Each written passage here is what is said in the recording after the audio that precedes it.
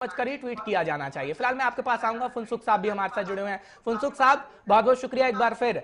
जिस तरीके से हम ओम शब्द का इस वक्त जिक्र कर रहे हैं, जब हम योगा का जिक्र करते हैं क्योंकि आज अंतर्राष्ट्रीय योग दिवस है, और ओम कितना जरूरी होता है योग के अंदर, सबसे पहले आप इसके बारे में बताइएगा क्योंकि आज ओम को लेकर ही चर्चा है, जो ट्वीट किया गया है। तो ओम योगा के अंदर कितना जरूरी है? जब हम योग करते हैं तो क्या योगा भी जरूरी है, ओम के साथ जरूरी है? किस तरीके से आप अपना कमेंट करेंगे?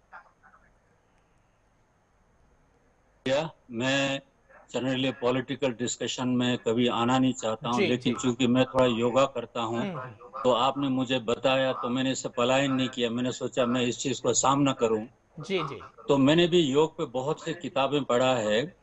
हिंदुस्तान का योग का जो विधि है वो 10,000 साल पुराना, हिंदुस्तान का एक बहुत पुराना विधि है। बिल्कुल। तो इसमें बहुत सारी किताबें हैं, लेकिन सबसे डिपेंडेबल किताब जो है वो है पतंजलि सूत्र। पतंजलि ने 196 सूत्र लिखा है जिसमें 677 वर्ड यूज किया है। और पहला सूत्र पतंजलि का है योग चित्त वृत्ति निरोध, यानी कि योग ऐसा अभ्यास है जो चित्त के सारे विकारों को नष्ट कर देता है।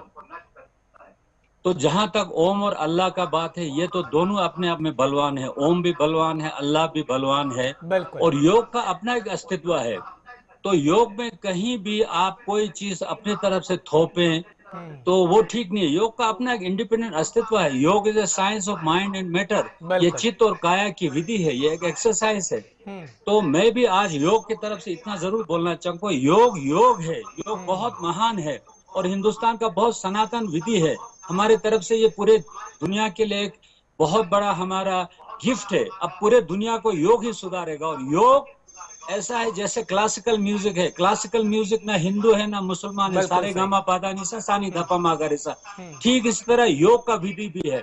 मैं तो ये समझता हूँ योग ना हिंदू है ना मुसलमान है ना जैन है ना बौद्ध है, अपने आप में एक साइंटिफिक विधि है जो कि दिन ब दिन उभरता हुआ जाएगा। तो मैं इस विवाद में नहीं पढ़ना चाहता हूँ। और मुझे गुरबानी याद आ रहा है, सुन लीजिए। गुरु नानक समझना चाहते थे कि योग कितना जरूरी है। आ रहा है गुरु नानक जी का, इसको ठीक तरह सुन लीजिएगा। गुरु नानक जी फरमाते हैं, थाप्या न जाए कीता न होए, आपे आप निरंजन सोए। थाप्या ना जाए, कुछ थापना नहीं, कीता ना होए, कुछ करना नहीं, आपे आप निरंजन सोए। तो जो ये योग जो है आपे आप एक निरंजन, एक बहुत ही बड़ा अदृश्य ताकत है, विधि है। तो हमें इसको ऐसे ही स्वीकार करना चाहिए जैसे है।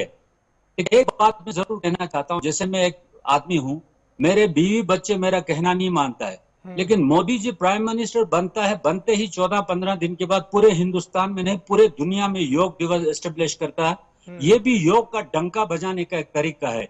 योग हमको इस्तेमाल करते हैं, हम योग को इस्तेमाल नहीं कर सकते हैं।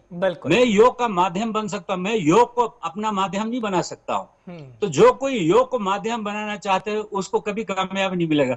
हमें बिल्कुल ऐसे शांत रहना चाहिए। योग हमें माध्यम बनाए, हम योग के तरीके से हम साफ हो जाए। और योग में सबसे बड़ी बात ये प्रतिक्रिया नहीं करना।